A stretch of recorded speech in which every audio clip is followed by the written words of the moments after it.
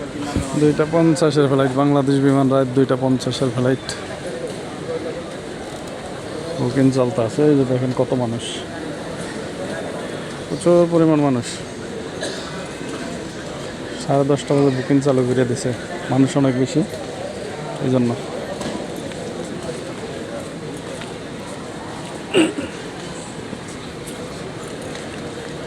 এটার ভিতরে আপনার যার রেফিং করার দরকার মাল এই জায়গায় রেফিং করে, রেফিং না থাকলে এই জায়গা থেকে রেফিং করে আর কি, এই থেকে রেফিং করে নেয় আর কি।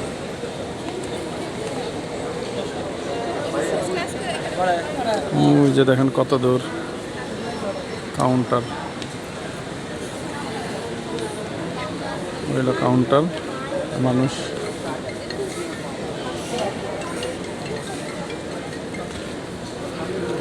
প্রচুর পরিমাণ মানুষ। বাংলাদেশ বিমানে রাত্র 2:30 ফ্লাইটে, কারণ যারা ঢাকা থেকে দূর দূরান্ত যায়, যশোর, রাজশাহী, ওরা অনেকে আবার ঢাকা থেকে সকালে বিমান ধরে, তো এই জন্য আর কি রাত 2:30 ফ্লাইটে লোকটা বেশি হয়, এই জন্য রাত্রে 2:30 ফ্লাইটে লোক বেশি হয় আর কি। আর ইউএস বাংলা অনেক লোক হয়, যারা ঢাকার পার্শ্ববর্তী আছে এদের লেগে ইউএস বাংলা আর কি অনেক লোক হয়, অনেক বড় বিমান, সার্ভিসও ভালো।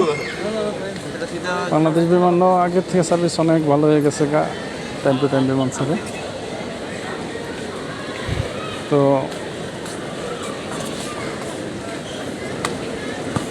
কথা হইল যারা আর কি দূর দূরান্ত যাইব, যশোর, রাজশাহী বা সৈয়দপুর ওইসব এলাকায় যারা যাইব এদের জন্য আর কি সুবিধা 2:30 ফ্লাইটটা, 2:30 ফ্লাইটটা।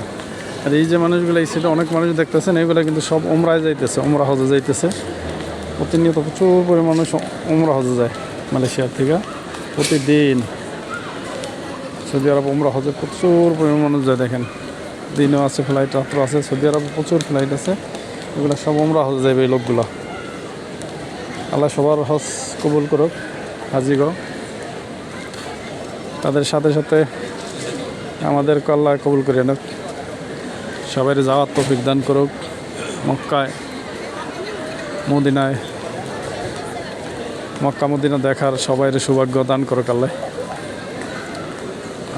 তো মালয়েশিয়ার এয়ারপোর্টের পরিবেশ আরও ভিতরে অনেক বড়, ভিতরে অনেক বড়। তো আমি আজকাল বেশি দূর হাঁটাহাঁটি করতে পারছি না, এরিয়াডুকের ভিতরেই। এই যে